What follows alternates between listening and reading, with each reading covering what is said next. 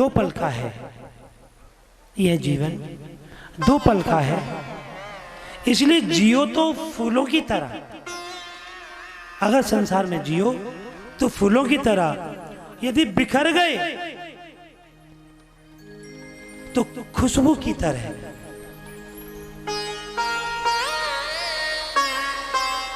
एक बार एक व्यक्ति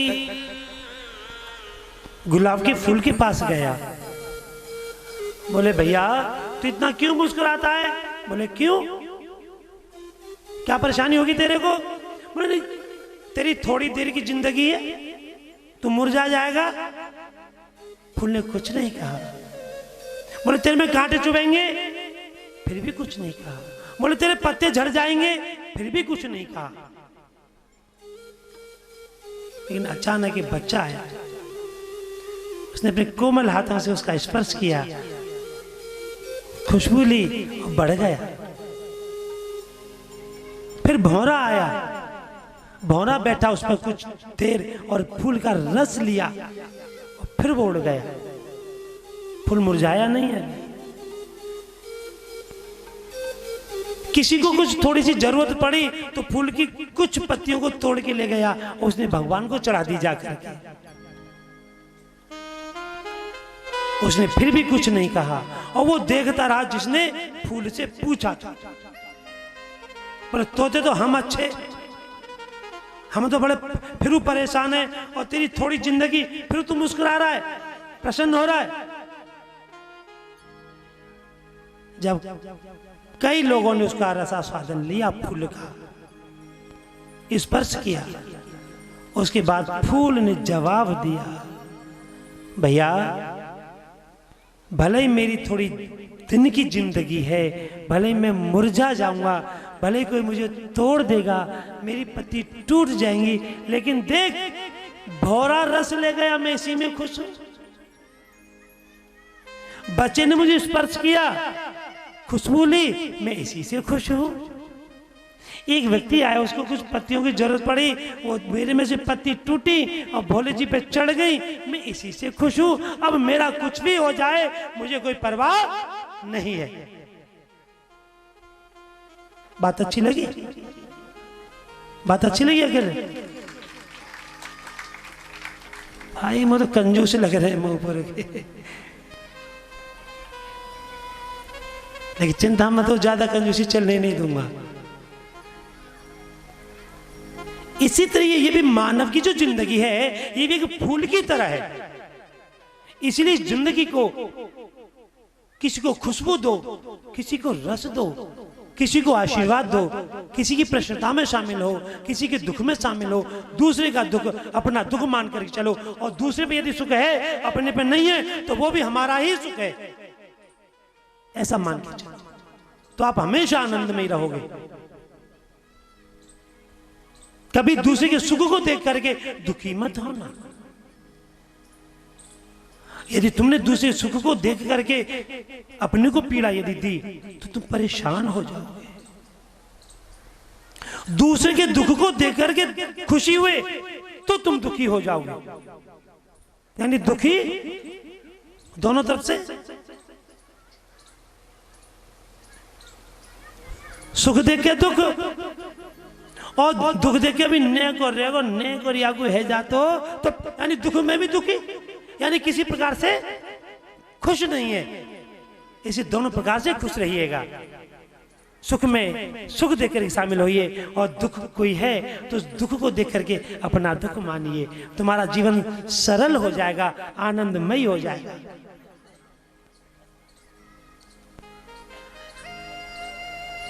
आगे गजेंद्र महाराज ने एक प्रार्थना की। वैसे 32 श्लोकों में प्रार्थना की है गजेंद्र जी ने कि सवै न देवासुर मर्तय त्यंगन स्त्री न पंडो न पुमान न जंतो नाथम गुण कर्मण सन्न चाशन निषेधशेषो जयतादशेषः।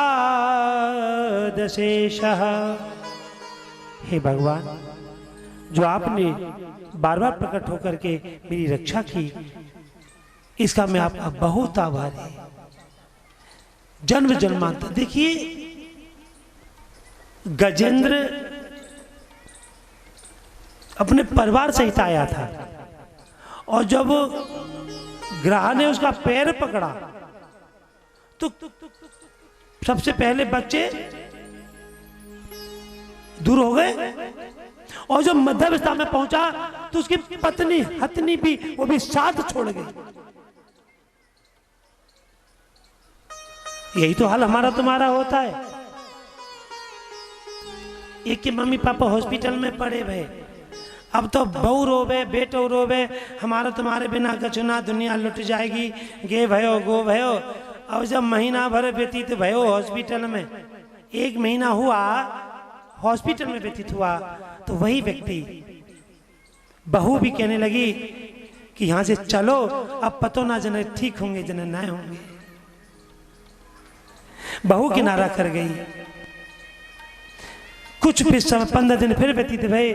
बेटा ने कहा, मम्मी अब तुम तो यहाँ हती होई, अब मैं उन्हें घर वाले देखूं जाएंगे। अब पिताजी को तो पतो ना, मम्मी को पतो ना है, बचेंगे जने ना है बचेंगे। भैया बेटा भी चला गया, अब पत्नी बची। किसी प्रकार से कुछ बेटे को पीड़ा हुई तो डॉक्टर को बुलाया, बोले मैं तुझे पैसे दे दूंगी, जरा देखभाल करते रहना, मैंने बेटा को देखे। और जैसे ही पत्नी गई, वो तड़पते रह गए और उनका प्राणांत हो गया। हॉस्पिटल से फोन पहुंचा, बोले बेटा ये तुम्हारे सगे थे, वो चले गए दुनिया से। यही हाल गज का हुआ। गज के बच्चे साथ छोड़ गए, पत्नी साथ छोड़ गई, अकेला रह गया। जन्म जन्म मुनि यतन कराही, अंतराम कही आवत नाही। जन्म जन्म मुनि जतन कराही, अंतराम कहे आवत नाही।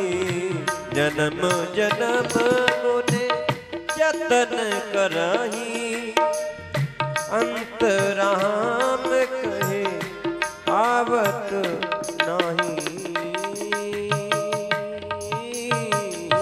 बोलना पड़ेगा, जोर से बोलना पड़ेगा। ये जो गजेंद्र था, ये पूर्व जन्म में द्रविड़ देश का पांडे वंशी इंद्रधुप नाम का राजा था, और संत के श्राप से ये हाथी बना।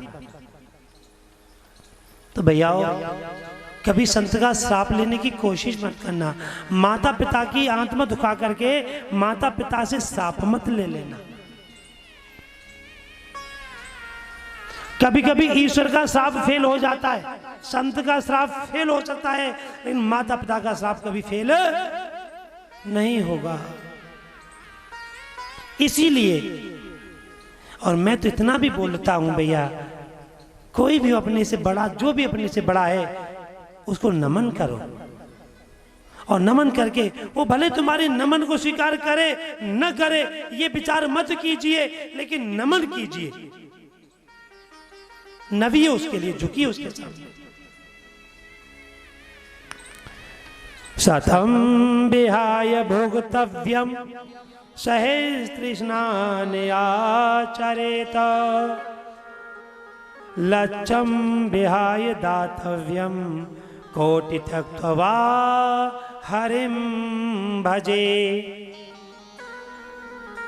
शास्त्र कहता है 100 काम छोड़ करके भोजन सही समय पर करो,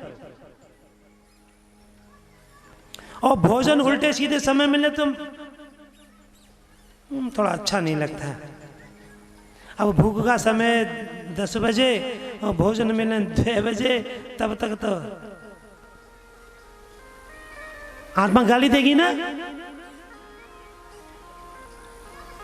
और हमारे नाश्ते का समय 8 बजे का है, तो 8 बजे नाश्ता करिए।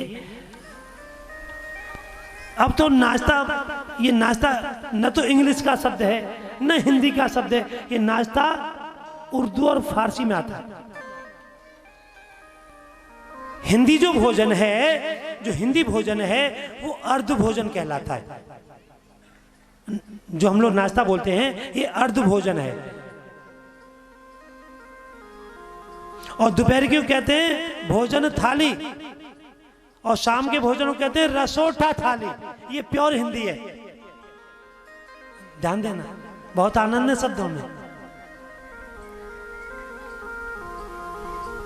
कभी अगर कितनी भी जल्दी है तो हाथ पर भोजन रख करके खाते खाते मत दौड़ना। थाली नहीं, बस अभी चल रहा हूं, बस अभी, और खड़े खड़े टूंगे रहो, हे तेरो भलो है तेरो, नहीं बैठी जा।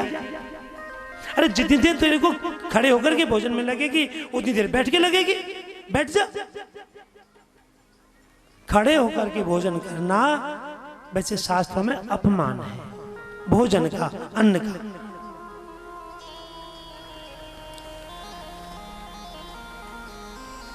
आगे मेरे प्रभु जी कहते हैं, हे राजन अब तुम क्या सुनना चाहते हो? राजन परीक्षित ने कहा, महाराज जिस गजेंद्र ने जो स्तुति की उसको हिंदी में बता दीजिए। 1-2 कड़ियों का है, ज्यादा तो नहीं है। क्योंकि बुरा वक्त सबसे बड़ा जादूगर है, बुरा वक्त सबसे बड़ा जादूगर है। एक ही पल में सारे चाहने वालों को, जितने भी चाहने वाले होते हैं, जितने पर भी मिलने वाले होते हैं, जितने भी रिश्तेदार होते हैं, पल में सबके चेहरों से पर्दा हट जाता है, मालूम पड़ जाता है कौन है अपना। जो कह रहे ना मेरे, मैं तेरा, चिंता मत कर, मैं तेरे साथ हूं, हैं?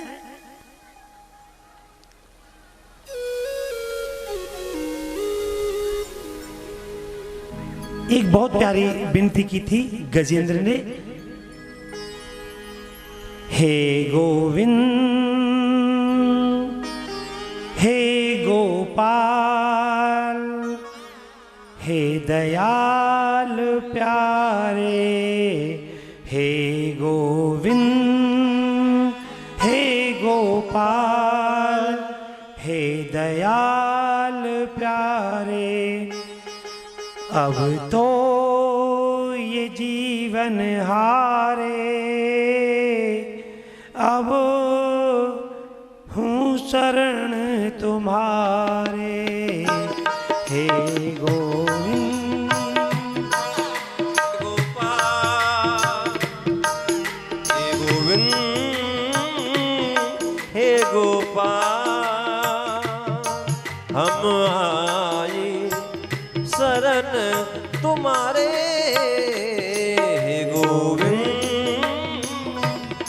हे गोपाल, हम आए शरण तुम्हारे। सिंधु के बीच ग्राह, सिंधु वो तो सिंधु के बीच था और हम संसार के बीच हैं। सिंधु के बीच ग्राह, गज सिंधु के किनारे, हे गोविंद मैं बलिहार, मेरो चरण पखारे, हे गोविंद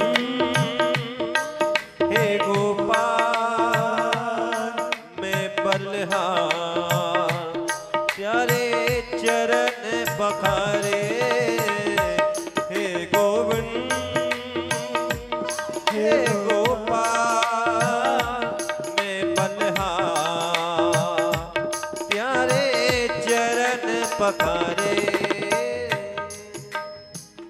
जब उन्होंने इतना शब्द कहा, द्वारिका शब्द गयो, शोर भयो भारे।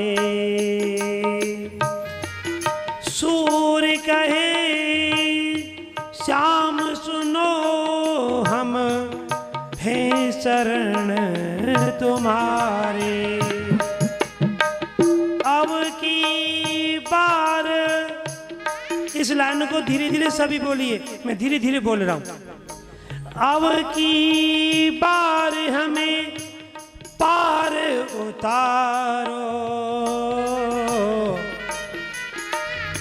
अब की बार हमें पार उतारो।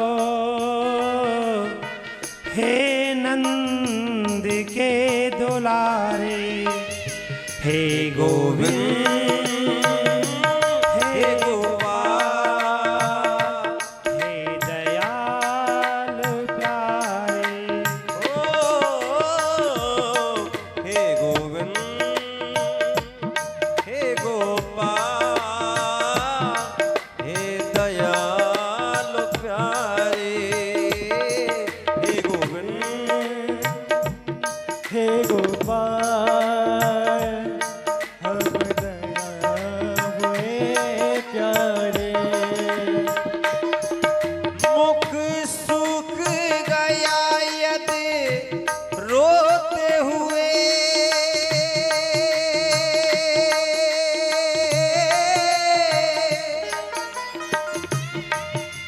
फिर अमृत ही बरसाया तो क्या।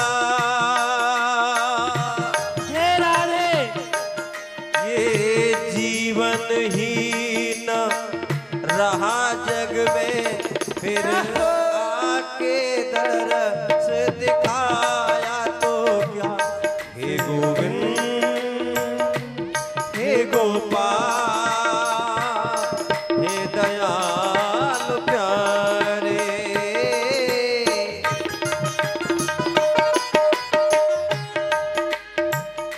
दीन दयाल सुने जब से,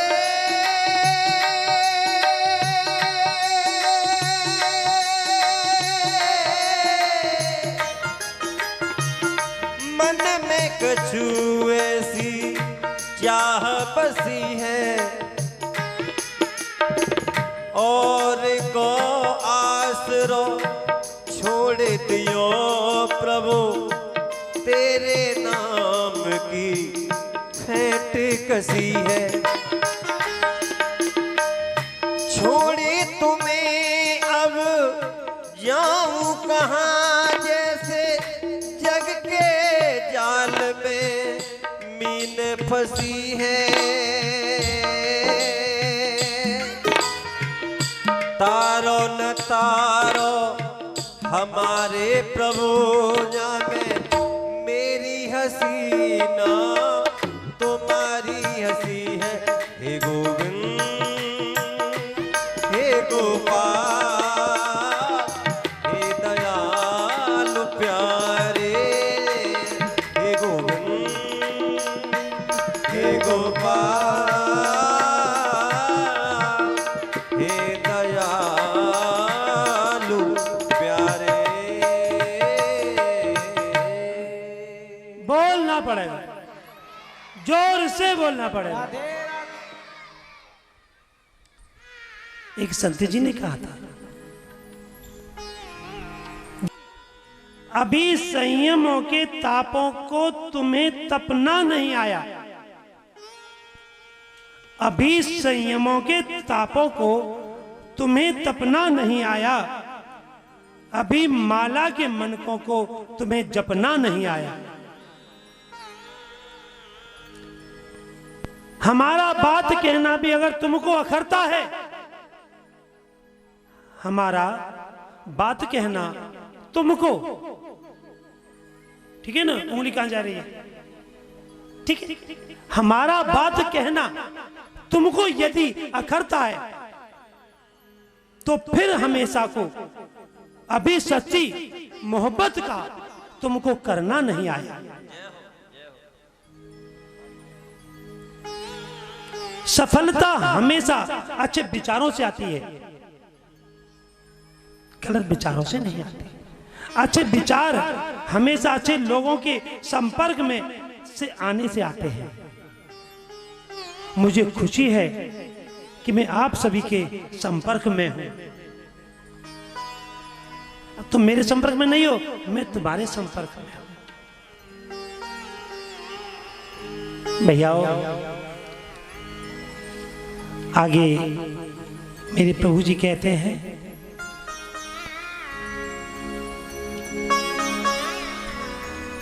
थोड़ी देर को राम कथा की ओर चलते हैं।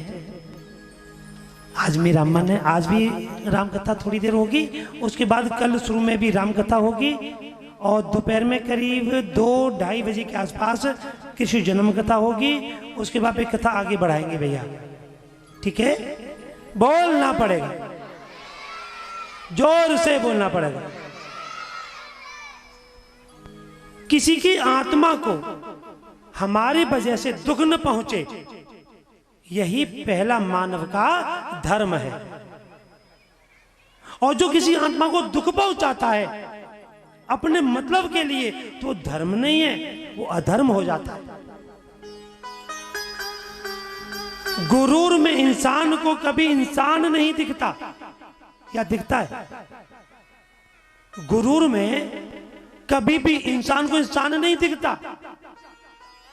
जैसे अपनी छत पर चढ़ करके देखोगे तो अपने से नीचा मकान किसी का नहीं दिखता। अपनी छत 1 मंजिल और सामने वाले की 2 मंजिल हो, तो चाहे तुम खूब हो, कितने हुआ, और मंजिल 1 मकान है, और सामने वाले का, और छत पे चढ़ोगे तो। ध्यान रखिए, मेरा थोड़ा कहना बहुत समझना। ये आध्यात्मिक के शब्द हैं भैया, आध्यात्मिक के शब्द हैं, ये बड़ा आनंद मिलता है।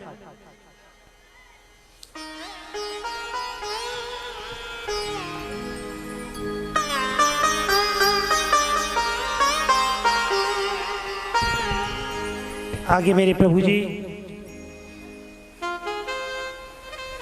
मानदाता शौवरी ऋषि जी, और शौवरी ऋषि जी ने तो बहुत कुछ कर दिया था, बहुत कुछ किया।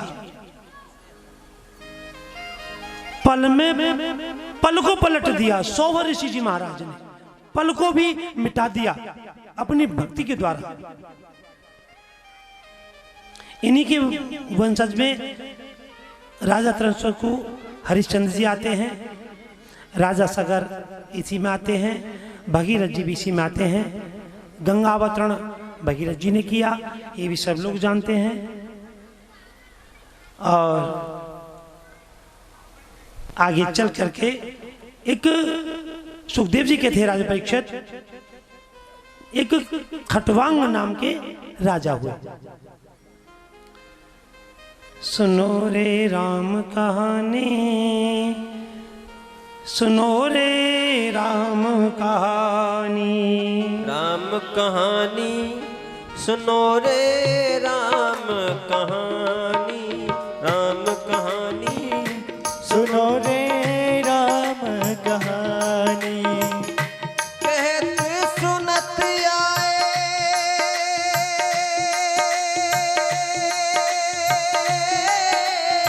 जय राधे। कहत सुनत आए अखियों से पानी, राम कहानी सुनो रे राम कहानी, राम कहानी सुनो रे राम कहानी। जय सिया राम, जय सिया राम, सभी बोले। जय सिया राम, जय सिया राम, जय सिया राम, जय सिया राम, जय सिया राम, जय सिया राम। सभी बोले तालियों से।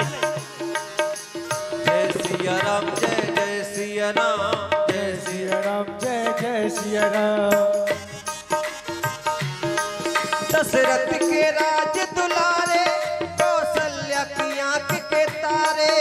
दशरथ के राज दुलारे कौशल्या माँ के तारे। दशरथ के राज दुलारे कौशल्या की आंख के तारे। ये सूर्य वंश के सूरज वो रघुकुल के उजियारे।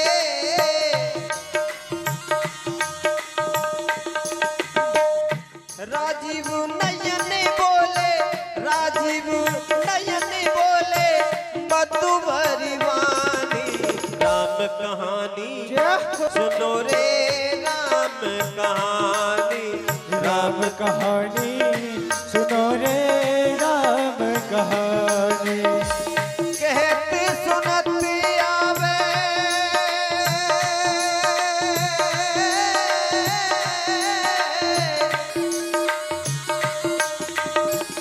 कहते सुनत आवे, अखियन से पानी। राम कहानी सुनो रे, राम कहानी। राम कहानी सुनो रे, राम कहानी। जय सिया राम, जय जय सिया राम, जय सिया राम, जय जय सिया राम, जय सिया राम, जय जय सिया राम, जय हो। जय सिया राम, जय जय सिया राम। जय सिया राम, जय जय सिया राम, जय सिया राम, जय जय सिया राम। जय सिया राम, जय सिया राम, जय सिया राम, जय सिया राम, जय सिया राम, जय सिया राम, जय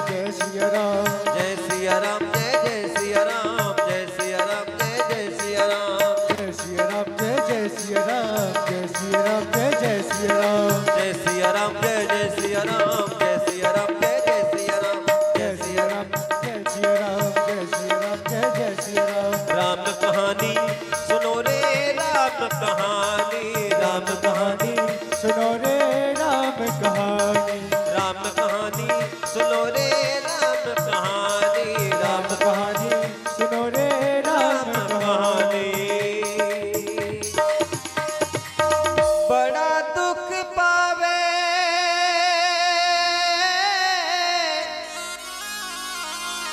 बड़ा दुख पावे राजा राम जी की रानी। राम कहानी सुनो रे, राम कहानी। बोलना पड़ेगा, जोर से बोलना पड़ेगा। भैया कितना सुना दो कि ना बोलेंगे। देवों के प्रताप से उन्होंने जाना कि अब मेरी मृत्यु 2 घटिका में हो जाएगी। 2 घटिका मतलब 2.5 घड़ी। इसका मतलब हुआ 45 मिनट। क्या 45 मिनट में मेरी मृत्यु हो जाएगी? उन्होंने 45 मिनट में ही परम धाम को प्राप्त किया, सब कुछ त्याग दिया। अब एक अंदाज लगाएं कितनी बड़ी तपस्या की होगी, कितना बड़ा भजन ईश्वर वंदन किया होगा जो 45 मिनट में प्रभु को पाया। और आज मैं भी अभागा हूं, न जाने कितनी कथाएं कर ली, पर भगवान के साक्षात दर्शन न है।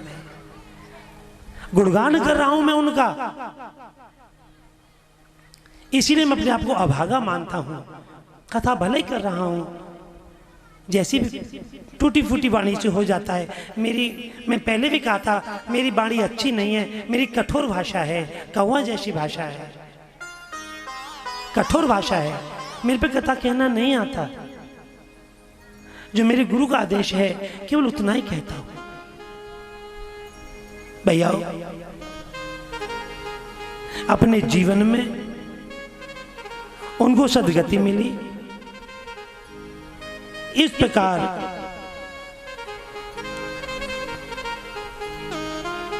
राम का जो चरित्र है वो तत्वदर्शी है। ऋषियों ने इसको बहुत कुछ वर्णन किया है, तुमने भी अनेकों बारों सुन रखा है। यहाँ के राजा दशरथ, 3 उनकी रानियां हैं, कौशल्या, सुमित्रा और केकई। ये जो केकई है दशरथ जी इनको बहुत चाहते हैं, बहुत चाहते हैं, लेकिन इनसे कहते कुछ नहीं है। कभी कभी कौशल्या से कह देते हैं, सुमित्रा से कह देते हैं, लेकिन कैकेयी से नहीं कहते। वैसे बताते हैं भैया, जब राजा दशरथ जी कैकेयी देश गए थे और युद्ध करके वापस लौटे, शब्दों पे जरा ध्यान देना थोड़ी देर को, तो राजा कैकेयी के यहां पर ये गए।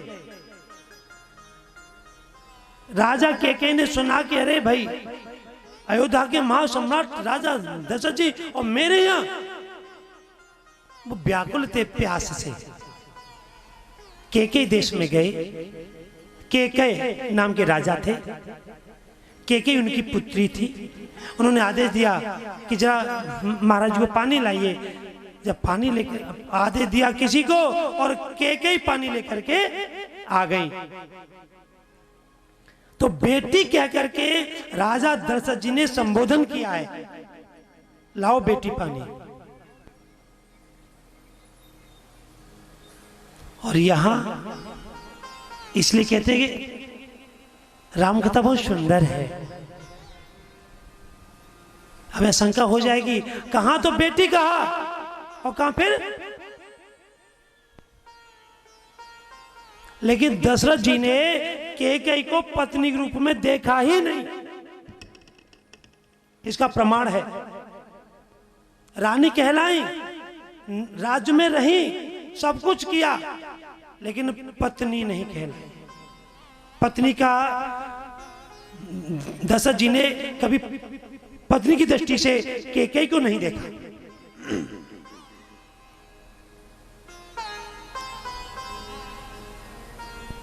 कथा तो इसमें बहुत है, बहुत कथा है इसमें।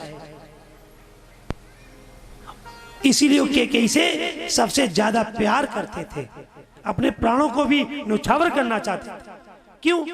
कैकेयी ने भी राजा दशरथ जी की जान बचाई युद्ध में, जो कीली निकली रथ की उंगली लगाई। ये भी कथा सबने सुन रखी होगी। इसी कारण अपने प्राणों को भी न्यौछावर कर देना चाहते हैं राजा दशरथ जी कैकेयी पर।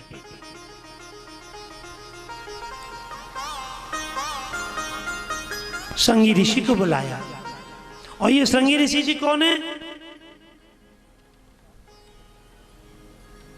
वैसे मेरे पास कुछ था, वो मुझे मिल नहीं पा रहा है, लेकिन उसमें लिखा था कि श्रृंगी ऋषि जी राजा दशरथ जी के दामाद हैं।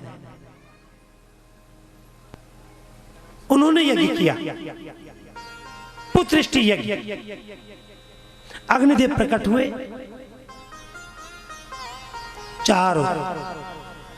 चारों माने खीर, कटोरा दिया, और उसे दिव्य संतानें 4 हुई, राम, भरत, लक्ष्मण, शत्रुघ्न। जैसे लिखा भी है कि नाम शत्रुघ्न वेद प्रकाशा, नाम शत्रुघ्न वेद प्रकाशा, नाम शत्रुघ्न वेद प्रकाशा। वैसे शास्त्रों में बताया है कि शत्रुघ्न का नाम लेने से, इनका स्मरण वंदन करने से शत्रुओं का नाश होता है। नाम शत्रुघ्न वेद प्रकाशा, जाके सुमेरन तेरे पुनासा, जाके सुमिरन तेरे पुनासा।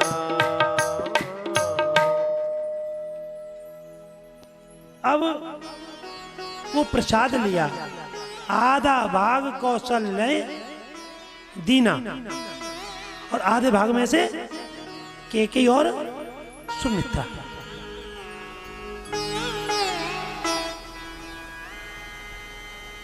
अब केकई के हाथ से उस प्रसाद को छीन ले गए। फिर सुमित्रा जी ने और कौशल्या जी ने थोड़ा थोड़ा प्रसाद दिया। तो भरत और शत्रुघ्न के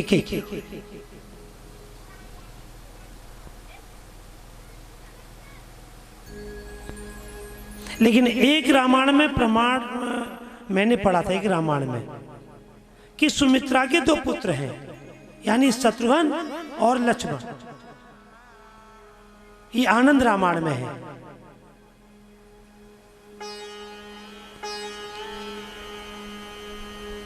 कि हे कौशल्या, हे केकई, तुम मुझे प्रसाद दे रही हो तो जाओ, मेरे जो भी दो संतानें होंगी मैं तुमको दोनों को दे दूंगी। एक तेरी सेवा करेगा, एक तेरे पुत्र की सेवा करेगा। तो शत्रुघ्न भरत जी की सेवा के लिए और लक्ष्मण राम की सेवा के लिए वचन निभाया। भगवान धीरे धीरे बड़े होते हैं और बड़ा खुश होते हैं। जब राम जी का जन्म हुआ उस समय ठीक दिन के 12 बज रहे थे। सूर्य नारायण जी जोश में थे, ताकत। और वो शिक्षा लेनी होकर है ना तुम्हें, तो कहूं मत जाइयो, कहूं मत जाइयो, कहूं जावे की जरूरत ना, न मंदिर न मस्जिद न गुरुद्वारे, कहूं मत जाओ। सुबह से भगवान के सूर्य नारायण जी के दर्शन करना, फिर दोपहर में देखना उनको, और फिर शाम को देखना अस्त होते समय। बहुत बड़ी शिक्षा मिलेगी, कहीं भी जाने की जरूरत नहीं है। जो गति उदय के समय पर होती है वही गति अस्त के समय होती है। कि बीच बीच कोई तो खेल है या कोई और है, बीच का ही खेल है। इसी बीच में हम लोग अपने आप को भूल जाते हैं। मैं भैया, ये मैं कभी काम नहीं आती।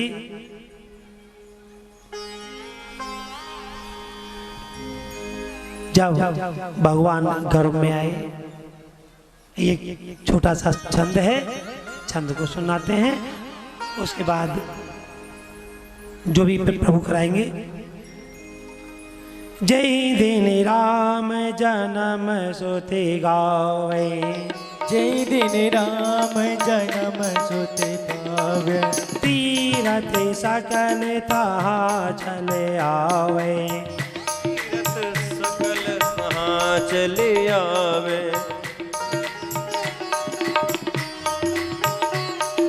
नौमी तिथि मधुमास पुनीता, नौमी तिथि मधुमास पुनीता, शुक्ल पक्ष अभिजित हरि प्रीता, शुक्ल पक्ष अभिजित हरि प्रीता, मध्य दिवस अति शीतल घामा, मध्य दिवस अति शीत न घामा, पावन काल लोक विश्रामा, पावन काल लोक विश्रामा। किशोर समूह विनती करे, पहुँचे निज निज धाम, जग निवास प्रभु प्रगटे, अखिल लोक विश्राम। भय प्रगट कृपाला दीन दयाला, कौशल्या हितकारी,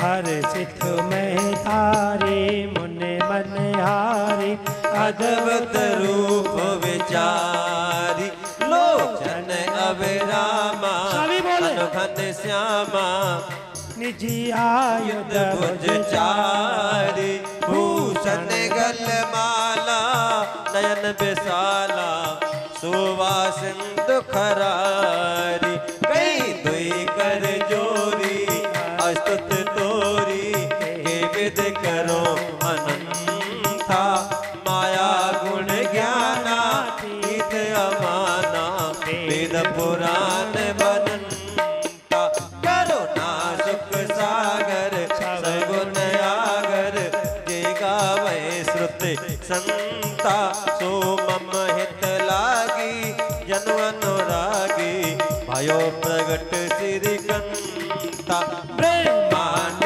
निकाया निर्मित माया रोम रोम प्रतिवेद कहे मम और सो वासी ये उपहासी सुनत धीर मत तेरे न रहे उपजा जब ज्ञाना रो मुस्काना चरित बहुत विद कीन कहे कई कथा सुहाई मात बुझाई जे प्रकार सुत प्रेम लाए माता पुण्य बोली सोमत डोली तजौ तात ये रूपा की जैसे सुलीला अति प्रिय शीला ये सुख परम अनूप सुने बचन सुजाना रोदन ठाना हुई बालक सुर भूपा ये चरित जगावे हरे पद पावे तिन परे भव भूपा भय प्रगट कृपाला दीन दयाला कौशल्या हितकारी हर सित में तारी मन मन हारी अद्भुत रूप विचारी कि विप्रधेन सुर संत हित लीन मनुज अवतार निज इच्छा निर्मित तनु माया गुण गोपार। अब कहीं वागे कहवे थे भय वागे कहवे थे भय वाने मांगे नहीं निज इच्छा निर्मित तन अपने आप ही तन लिया उन्होंने और अपनी निज इच्छा से प्रकट हुए। अच्छा एक चीज बताओ